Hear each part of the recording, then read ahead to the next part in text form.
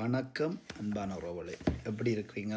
சுகமாக இருக்கிறீங்களா? நான் இப்போ என்ன உங்கள்கிட்ட கதைக்க வந்தேன்னு சொன்னேன். எனக்கு ஒரு பிள்ளை பிறந்த 6 மாதம் பொம்பளை பிள்ளை. அதாவது தோடு ஊற்றுற சிச்சுவேஷன் இருந்ததால் ஒய்ஃப் தான் டிக்டாக்கில் ஃபவுண்ட் பண்ணி பிரியான்னு சொல்லி பீட்டர் ப்ரோவில் அவன் டீட்டெயில் நான் அப்புறம் அவங்கள போடுவேன் டிஸ்பிளேயில்.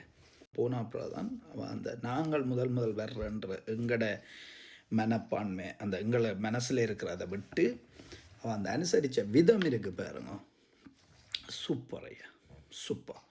அப்போ அதான் நாங்கள் போயிட்டு அங்கே அனுசரித்த விதம், என் பிள்ளைய உடனே தூக்கி அவளோட விளையாடி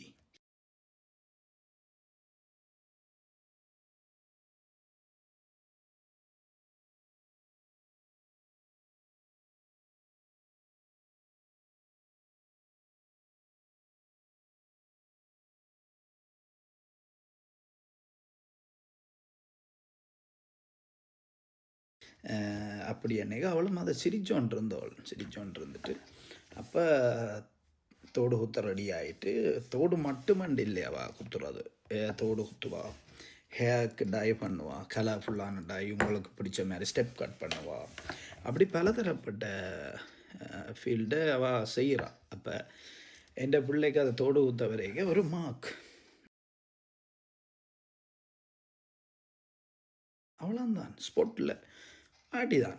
சூப்பர் ஐயா, உண்மையில் வரைக்கும் அதுக்குரிய மருந்து, அதுக்குரிய தான் குத்துறதுக்கு முதல் அவள் செய்கிற பணிவுகளை பார்க்க எங்களுக்கு ஸோ ஹாப்பி. என் உறவுகளுக்கோ சரி, அன்பான என்னை பார்த்து கொண்டிருக்கிற அன்பானவர்களுக்கோ சரி, அதை சொல்லணுமென்ற ஒரு எனக்கு தோட் வந்துச்சு. அப்போ அதை உங்களோட பரிமாறிக்கொள்கிறேன், அவ்வளோந்தான். அப்போ நான் குத்தியா அதுக்குரிய மருந்துகள் போடுற மருந்து எல்லாமே உண்மையில் தந்து விட்டவா. அதால் தான் என்னென்னு சொன்னால், நாங்கள் எப்போவும் யோசிப்போம், ஒரு விஷயத்தை நாங்கள் செய்ய அது சரியாக செய்யணும், அது பலனளிக்கிற மாதிரி இருக்கணும், அந்த இடத்த நாங்கள் போகிக்க அதை செய்து முடித்த மாதிரி ஒரு ஃபீலோடு நாங்கள் வரணும். தோடு குத்தைக்க தான் அழுதவாள்.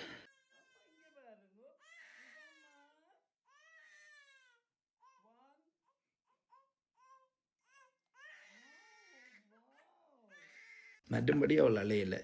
பிறகு வீட்டை வந்து இப்போ ஃப்ரீயாக டச் பண்ணுறா, அதை செய்கிறா, இதை செய்கிறா. அவளுக்கு அந்த பெயின் இருக்கோ இல்லையோன்றோ எனக்கு தெரியாது, ஆனால் அவள் ஃப்ரீயாக தான் இருக்கிறா.